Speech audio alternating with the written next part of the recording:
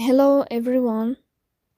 Today we will talk about how to fix or how to solve the problem of resolution.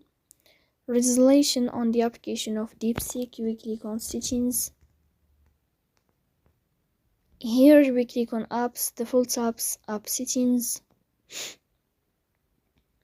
In this list you will search about the application of DeepSeek and you will click. Here in this page of app info, you will click on first stop and you will click OK.